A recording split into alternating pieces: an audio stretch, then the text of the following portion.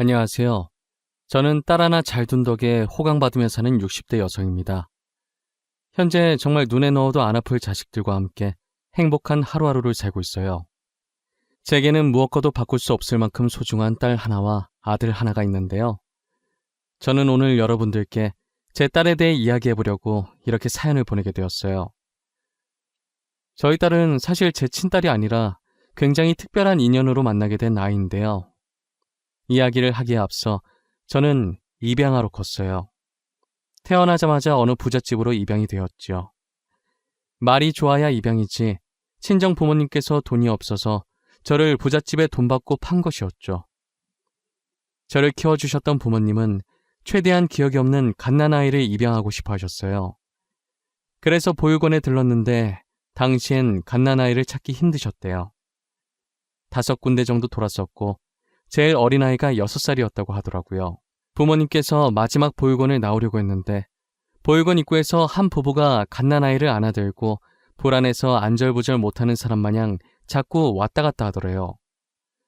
부모님이 나오면서 미심쩍은 눈으로 그 부부를 유심히 봤다고 하더라고요.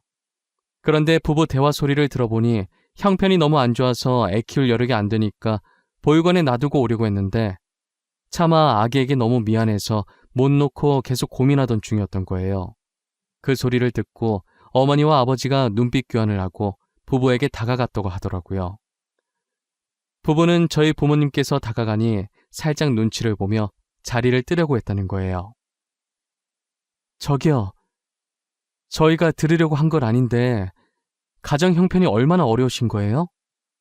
저희는 불임이라 아이를 가질 수가 없어서 아이가 간절히 필요하거든요. 네? 아이요? 저희가 당장 밥 먹을 돈이 없어요. 지금 저희 옷차림을 보다시피 밥 먹을 돈이 없으니 당연히 아이 키울 돈도 없고요. 그 밥 저희가 해결해 드릴게요. 몇 년간은 풍족하게 드실 수 있으실 거예요. 대신 아이를 제게 입양시켜 주실 수 있으신가요? 저희는 정말 아이가 간절합니다. 부부는 저희 어머니의 말에 난처한 표정으로 잠시 동안 서로를 바라봤다더라고요. 하지만 현실은 당장 지금 먹을 돈도 없으니 결국 저희 부모님께 돈을 받고 저를 넘겨준 거죠. 딸을 갖고 싶어 했는데 갓난아이의 딸이기까지 하니 저희 부모님은 되게 좋아하셨어요.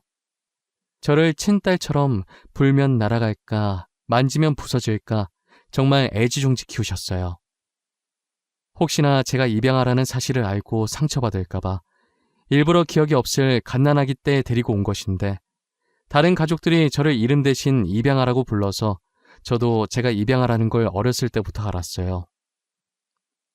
그래도 제가 입양하라고 해서 부모님을 원망하거나 미워하진 않았어요. 보통 입양하라는 사실을 알면 충격받아서 반항을 한다던데 왜 반항을 하나 이해가 안 갔어요. 친자식도 아닌 저를 이렇게 친딸처럼 잘 키워준 것만으로도 감사한걸요. 대신 할아버지의 유산을 탐내 저를 견제하는 못된 어른들이 미웠어요. 저희 아버지가 3남 2녀 중에 막내여서 그런지 할아버지의 사랑을 제일 많이 받았었어요. 비록 제가 입양하긴 하지만 할아버지는 저를 친손녀처럼 인정해 주셨고 아버지의 딸이라는 이유로 손주들 중에서 저를 제일 이뻐하셨어요. 그래서인지 아버지의 형제들이 할아버지의 재산을 탐내고 제게 못되게 굴었었어요. 저희 부모님에게 유일한 약점이 저라고 생각해서 그런 것이죠. 저희 부모님은 제가 입양하라고 불릴 때마다 안쓰러워하셨지만 마음을 강하게 먹어야 이 자리를 지킬 수 있다고 제게도 교육을 많이 시켰었어요. 저는 부모님의 교육 덕분에 상처받지 않고 그들이 저를 뭐라고 부르든 무반응으로 일궈냈어요. 무반응만이 저희 부모님을 그리고 저를 지킬 유일한 방법이라고 생각했거든요. 괜히 제가 욱해서 나서봤자 저희 가족에게 좋을 건 하나도 없었으니까요. 원래 애들은 나쁜 걸 더 빨리 배운다고 아버지 형제들에게 배운 게 이런 것밖에 없으니 당연히 사촌 언니 오빠들도 저를 입양하라고 부르며 무시했어요. 어른과 다른 게 있다면 어른들은 똑같이 비아냥거리면서 괴롭혀도 제가 반응이 없으면 재미없어서 입양하라고 부르면서도 더 괴롭히는 건 멈췄었어요. 하지만 사촌 언니 오빠들은 계속 제가 반응이 보일 때마다 집요하게 괴롭히죠. 제가 반응을 안 하면 자신을 무시한다 생각하고 저 따위한테 자신들이 무시당한 게 괜히 자존심 상해서 분한 마음에 저를 더 괴롭혀요. 그래도 유일하게 저를 챙겨준 건 작은 아버지네 딸이었어요. 아버지 형제 중에서도 작은 아버지네만 저희를 괴롭히지 않았어요. 재산 욕심 없던 작은 아버지네 가족은 늘 저희를 챙겨주었어요. 작은 아버지 따라 사촌 언니도 자연스럽게 저를 많이 챙겨주었죠. 만약 사촌 언니가 없었다면 저는 적밖에 없는 이 집안에서 절대 버틸 수 없었을 거예요. 언젠간 사촌 언니를 도울 일이 있다면 어떤 일이든 도와줘야겠다고 마음먹었어요. 제가 25살이 되던 해 사촌 언니가 30살이었고 사촌 언니는 결혼을 앞두고 있었어요. 저는 결혼 축하 선물을 해주고 싶어서 사촌 언니와 함께 백화점에 갔었어요. 언니가 평소 가지고 싶어 했던 것을 선물로 사고 형부가 좋아할 만한 것도 사려고 구경을 하고 있었는데 한참 구경하다가 언니 휴대전화가 요란하게 울리기 시작하는 거예요. 형부한테 걸려온 전화였고 언니는 웃으면서 밝은 목소리로 전화를 받았어요. 언니가 전화 받을 때와는 다른 표정을 하더니 폰을 떨어뜨리고 달려나가는 거예요. 저는 언니의 폰을 주워들고 혹시나 놓칠까봐 빠르게 뒤따라갔어요. 아슬아슬하게 언니가 탄 택시에 저도 같이 탈 수 있었어요. 언니는 사시나무 떨리듯 몸을 떨면서 안절부절 못하더라고요. 기사님한테 병원으로 가달라고 하는데 저는 눈치껏 형부한테 무슨 일이 생겼다는 걸 알 수 있었죠. 소정아, 우리 오빠가 사고 나서 지금 병원에 아무 일 없어야 돼, 진짜. 아무 일 없어야 돼. 내가 오빠 없이 어떻게 살아. 언니, 아무 일 없을 거야. 형부 괜찮으실 거야. 형부가 얼마나 강한 사람인데 언니도 알잖아. 분명 아무 일 없을 거야. 아직 확인도 안 했는데 벌써부터 걱정하지 말자, 응? 나 너무 무서워. 아까부터 자꾸 안 좋은 기분이 들어. 옷 쌀게. 아저씨, 저희가 지금 너무 급해서 그런데 조금만 빨리 가주세요. 부탁드릴게요. 죄송합니다. 병원에 도착하니 형부는 침대 위에 누워 미동도 없었고 흰천을 덮고 있었어요. 형부는 꽃을 사들고 언니를 만나러 오다 졸음운전 차량에 사고를 당하고 말았어요. 언니는 망연자실한 표정을 한 상태로 흰천으로 덮인 형부를 안으며 눈물을 흘렸어요. 오빠 뭐야? 일어나. 나 놀래키려고 일부러 장난치는 거지? 그런 거지? 오빠, 왜 이러고 누워있는 건데? 자는 척 하지 마. 눈 좀 떠봐, 응? 내가 미안해. 잘못됐어. 언니, 그만해. 언니가 계속 이러면 형부가 마음 편히 못 가셔. 제발 그만해, 응? 나만 두고 가는 주제에 마음 편히 가면 안 되지. 걱정돼서 계속 돌아보게 만들 거야. 나쁜 놈. 오빠는 나쁜 놈이야. 혼자 가고 나도 데리고 가지. 나랑 같이 가지. 사촌 언니는 형부 장례식 동안에도 나쁜 놈이라며 중얼거리면서 하염없이 눈물을 흘렸고 장례식을 마친 후엔 언제 슬펐냐는 듯 다시 예전 모습으로 돌아갔어요. 당시 사촌 언니의 뱃속엔 조그만 생명이 숨쉬고 있었어요.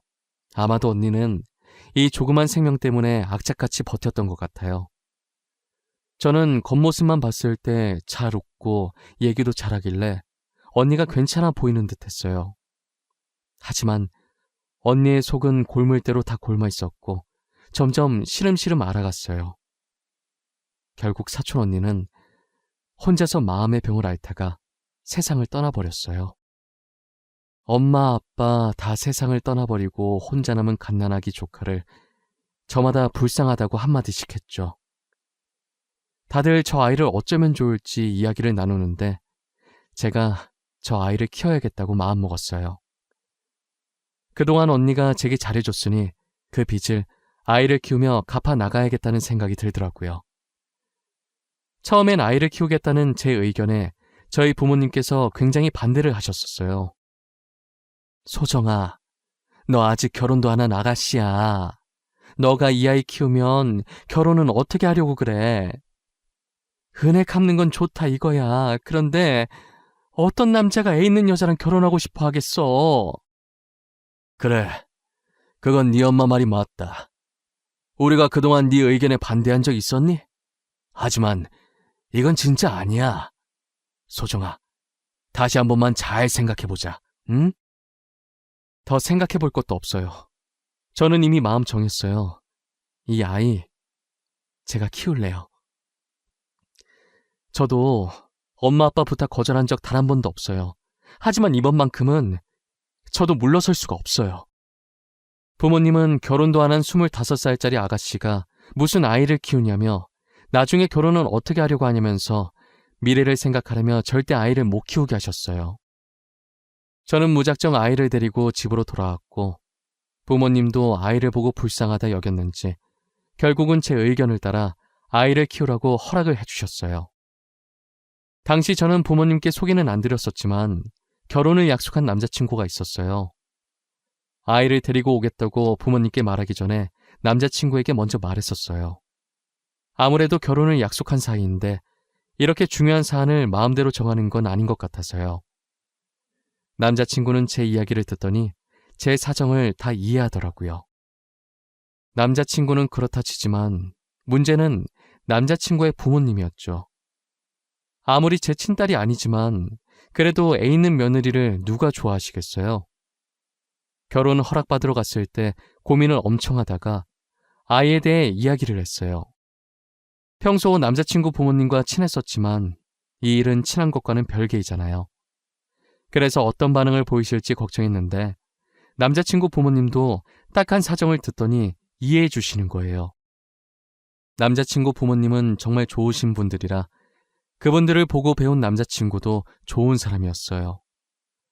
결혼 후에도 조카를 친딸처럼 친손녀처럼 되게 잘 챙겨주시고 결혼 전에도 가끔 아이를 자신의 집에 데리고 오라고 하고 우스꽝스러운 표정도 지어주면서 아이랑 잘 놀아줬었어요. 남자친구도 남자친구 부모님도 너무 감사하게 저희 조카를 너무 이뻐해 주었어요. 좋은 분들 덕분에 저희의 결혼은 문제없이 진행을 하게 되었어요. 남편과 저는 조카를 배 아파 낳은 친딸이라 생각하고 10년 동안 정성껏 키웠었어요. 혹시나 친자식을 낳으면 알게 모르게 무의식 중에라도 차별하게 될까봐 자식을 안 낳으려고 했었어요. 사실 조카가 너무 이쁘고 제 딸이라 생각해서인지 굳이 아이 계획도 세우지 않았었는데 결혼한 지 10년 만에 갑작스레 아들을 임신하게 되었어요. 그리고 비록 늦게 아들을 낳았어도 이쁜 조카와 항상 차별 없이 동등하게 똑같이 키웠어요. 조카는 단 한 번도 반항을 하지 않았고 한 번씩 겪는 사춘기도 없었어요. 일찍부터 철이 들어서 저희 말도 잘 듣고 나이차 많이 나는 아들과도 잘 지냈어요. 아무래도 저희 부부가 맞벌이다 보니 저희 아들은 거의 조카가 키웠다고 보면 될 정도예요. 조카가 아들을 엄청 이뻐해주고 조카가 큰 누나 노릇 톡톡히 해주더군요. 공부에는 전혀 관심 없었던 조카가 중학생이 되고부터는 누가 시키지도 않았는데 스스로 공부를 열심히 하더라고요. 고등학생 때는 진짜 자는 시간 제외하고 밤낮 할 것 없이 모든 시간에 책상 앞에만 붙어 있었고 코피를 흘려도 대충 코에 휴지 넣어놓고 공부를 했어요. 정말 독하다 싶을 정도였죠. 그렇게 15년 동안 악착같이 공부하더니 심리학과 의사가 되더라고요. 의사 가운을 입은 조카의 모습을 보니 너무 뿌듯했고 잘 자라줘서 고마웠고 언젠간 떳떳하게 언니를 다시 만날 수 있겠다는 생각을 했어요. 언니 딸, 내가 이렇게 멋있게 키웠다며 의사 만들어놨다면서요. 저는 조카 다 키웠으니 드디어 고생이 끝났다는 생각이 들었어요. 하지만 말썽 안 피우는 조카 대신 아들이 조카 몫까지 반항도 크게 하고 제 속을 많이 썩였었어요. 이제 막 고등학생이 된 아들은 대체 어디서 구한 건지 가방 안에서 담배꽉이 나오더라고요. 저희 집엔 담배 피는 사람이 한 명도 없었거든요. 저희 부모님도 안 피시고 남편, 저, 그리고 딸까지 전부 비흡연자예요.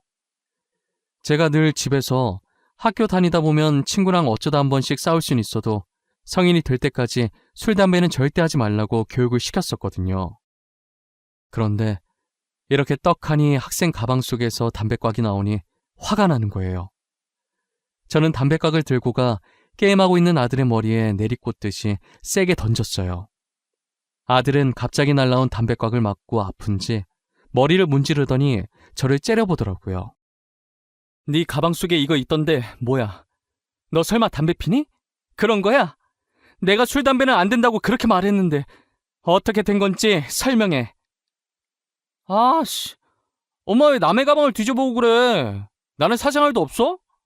엄마가 한 행동 엄연히 사생활 침해인 거 알아? 아씨? 너 지금 엄마한테 아씨라고 한 거야? 내가 언제 그렇게 가르쳤어?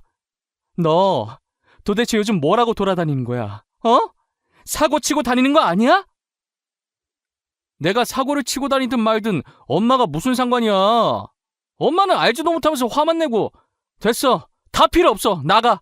엄마랑 얘기하고 싶지 않으니까 나가라고. 엄마니까 상관하지.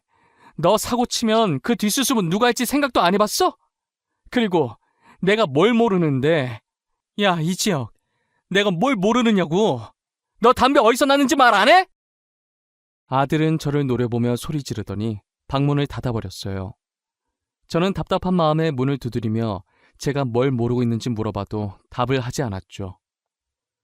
조카 키울 때 이렇게까지 힘들지 않았는데 아들 녀석 키우는 건 왜 이렇게 힘든지 모르겠어요. 머리가 커질수록 자기 하고 싶은 대로만 하려고 그러고 저와는 대화를 하지 않으려고 했어요.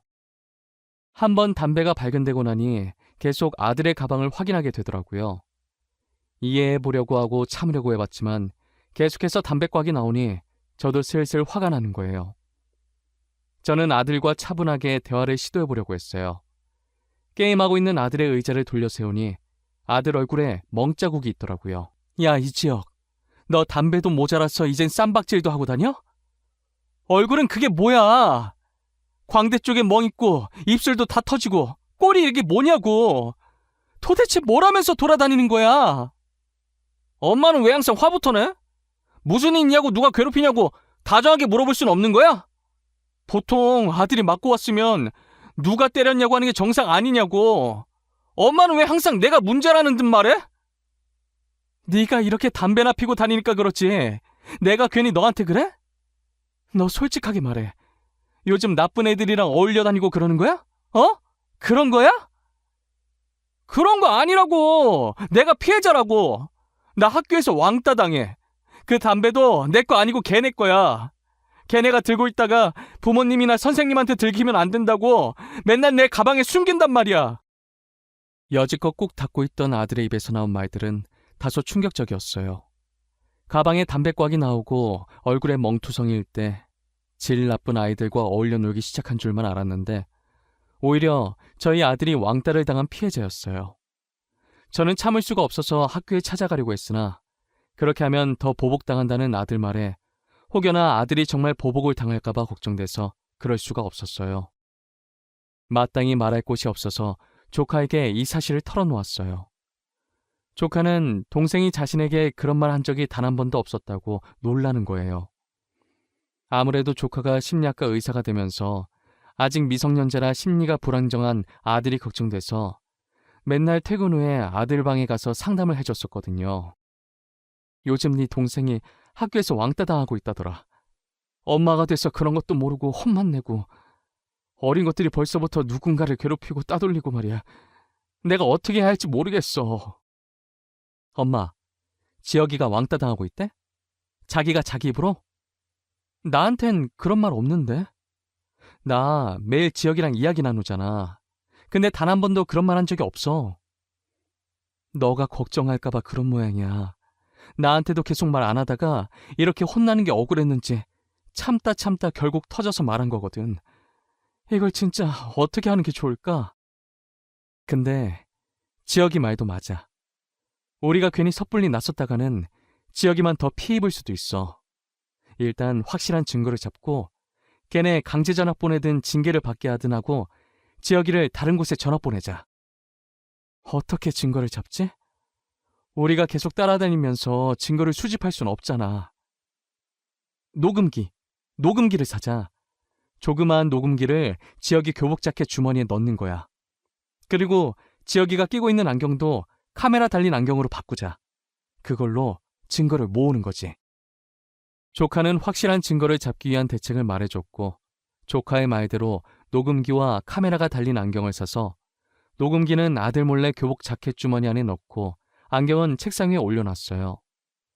안경이 기존에 끼던 거랑 디자인이 비슷해서 아들은 아무 의심 없이 안경을 끼고 나가더라고요. 저는 하루 종일 일이 손에 잡히지 않았고 아들의 학교 시간만 손꼽아 기다리고 있었어요. 아들은 그날도 학교에서 안 좋은 일이 있었는지 자켓이며 교복이 흙투성이로 더럽혀져 돌아왔습니다. 저는 확실한 증거가 있을 거라 생각하고 아들이 씻으러 들어갔을 때 녹음기만 살짝 들고 나왔어요. 제 방문을 걸어 잠그고 떨리는 손으로 녹음기 재생 버튼을 눌렀어요. 저는 녹음기에서 나오는 음성을 듣고 충격을 받아 손으로 입을 틀어 막았어요. 야, 전에 학교 앞에서 너랑 떡볶이 먹던 여자 진짜 네 누나 맞냐? 나이 차이 꽤 있는 것 같던데? 누나가 아니라 엄마 아니야? 사고 쳐서 너 낳은 거 아니냐고. 그런 거 아니야. 우리 누나 맞아. 그리고 나를 괴롭히는 건 괜찮지만 우리 가족까지는 건들지 말았으면 좋겠어. 부탁할게. 야, 많이 컸네 우리 지혁이. 우리한테 눈도 제대로 못 보는 주제에 이제 부탁도 다 하고. 우리 가족까지는 건들지 말았으면 좋겠어. 부탁할게. 하, 진짜 골 때리네 얘. 우리가 뭘 했다고 그래. 우린 너네 가족 손끝 하나도 안 건드렸어. 누가 들으면 오해하겠다. 그치? 그러게. 우릴 왜 나쁜 사람들로 만드실까? 아직 정신을 제대로 못 차렸네. 덜 맞아서 그러나? 더 맞아야 정신을 차리려나? 왜? 계속 우리 심기를 건들고 그러실까? 어? 가족을 상대로 막말도 서슴없이 하고 저희 아들을 괴롭히는 말도 서슴지 않았어요. 조카와 아들을 희롱하더니 아들이 그만해달라고 하자 차마 들을 수 없는 소리들이 들리기 시작했어요. 절로 손이 떨리는 그 소리에 더 들을 수가 없었어요. 결국엔 몇 초도 듣지 못하고 녹음기를 꺼버렸어요. 아들이 이런 수모를 당하는지 몰랐다는 사실에 제 자신이 너무 한심하고 아들에게 대한 미안함과 가해 학생에 대한 분노로 온몸이 떨리고 눈물이 차올랐어요. 아들 잘 때 안경에 있던 카메라를 빼서 컴퓨터에 연결해보니 녹화가 잘 되었더라고요. 저는 이 파일들을 조카에게 넘겨주었고 조카는 아들에 대한 차트 정리를 시작했어요. 아들이 왕따 당한 걸 전부 차트에 다 적어두었죠. 그런데 아들은 혹시나 저희에게 피해가 갈까봐 불안에 떨고 있더라고요. 아들 말에 의하면 가해 학생들의 집안이 되게 잘 사는 집안인 거예요. 저는 조카를 키우면서 부모님의 도움을 받지 않고자 가끔 연락만 하고 직접 왕래는 잘하지 않았어요.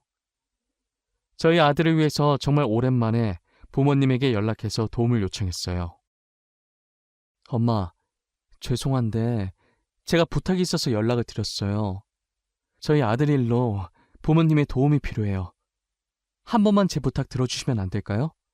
이번에 잘 해결되면 절대 부탁 같은 거 하는 일 없을 거예요. 딸 부탁인데 엄마가 당연히 들어줘야지. 나는 오히려 딸이 부탁해줘서 고마운데? 우리가 지영이 키우는 거 반대했었다고 매정하게 그렇게 발길을 끊는 법이 어디 있어? 그런 거 아니에요. 제가 키우기로 했으니까 책임감 가지고 싶어서 그랬던 거예요. 나도 알아. 장난 한번 쳐본 거야. 도대체 어떤 일이길래 우리 딸이 부탁을 다 할까?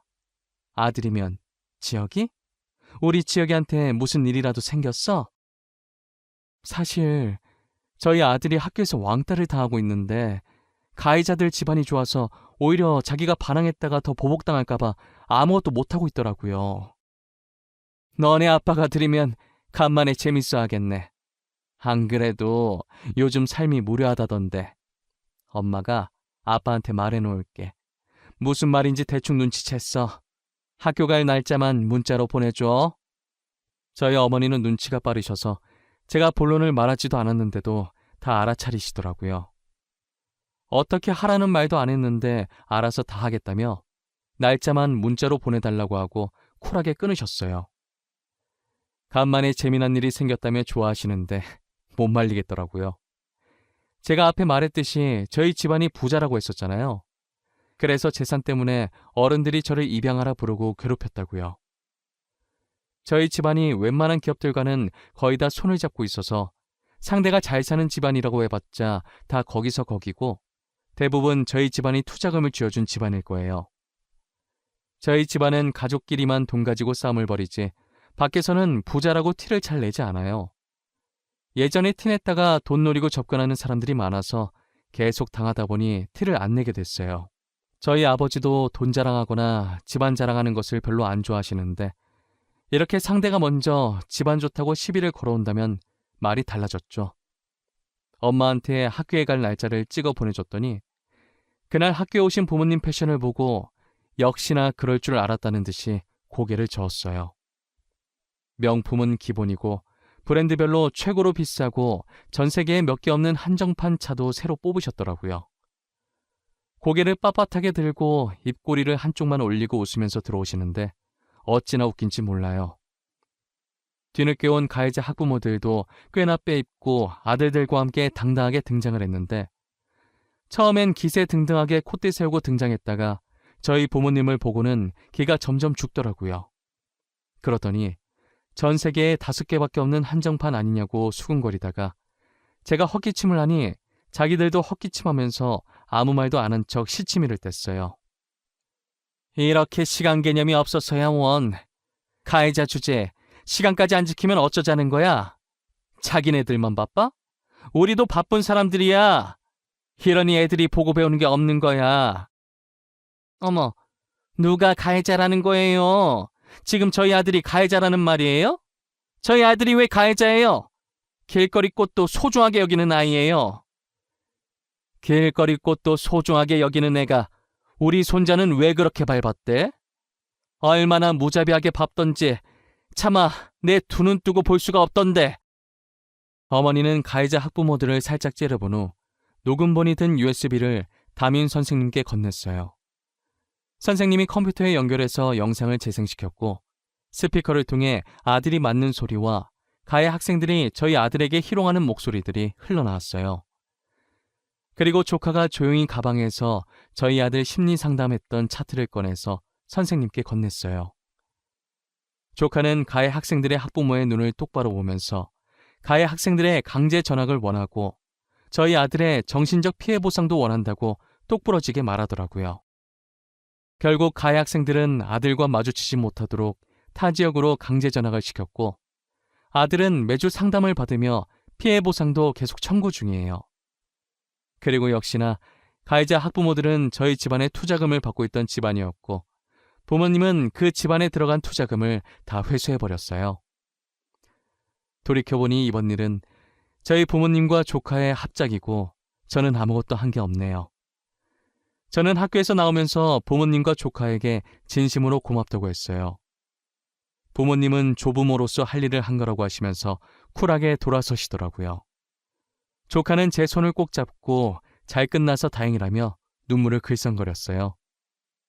저는 집으로 돌아오는 길에 조카와 아들 손을 꼭 잡고 이런저런 이야기를 참 많이 했어요. 그러다 문득 조카가 왜 심리학 의사가 됐는지 궁금하더라고요. 딸, 근데 전부터 궁금했는데 갑자기 왜 심리학 의사가 된 거야? 너 원래 작곡가가 꿈이라면서 작곡학원 알아보고 그랬었잖아. 엄마 때문에 마음고생 많았던 우리 엄마 생각나서 그랬어. 지금 내 옆에 있는 우리 엄마 말고 돌아가신 엄마 말이야. 너 그거 어떻게 알았어? 언제부터 알았던 거야? 나 말한 적 없는 것 같은데. 조카는 자신이 친딸이 아니라 입양아였다는 사실을 다 알고 있는 거예요. 알고 보니 중학생 때 뭐 가지러 안방에 들어왔다가 우연히 화장대 서랍에 있던 제 다이어리를 보고 저희가 친부모가 아니라는 사실을 알게 되었다고 하더라고요. 사촌 언니의 아이를 저희가 친딸처럼 키워왔고 그게 자신이라는 걸 알게 되었죠. 그 사실을 알고 중학생 때부터 공부를 열심히 했었대요. 돌아가신 친어머니가 친아버지 때문에 마음고생하다가 세상을 떠난 걸 알고 공부를 열심히 해서 사람들 마음의 병을 치료해야겠다는 생각을 했다네요. 그런데 이렇게 동생을 왕따 피해자로 상담하게 될 줄은 몰랐다고 하더라고요. 조카는 자신을 친딸처럼 생각하고 이렇게 잘 키워줘서 고맙다고, 늘 감사한 마음으로 살았다고, 고생 정말 많이 하셨다고 하면서 절 안아주는 거예요. 이런 날이 오면 눈물이 날 줄 알았는데 눈물보다는 웃음이 나더라고요.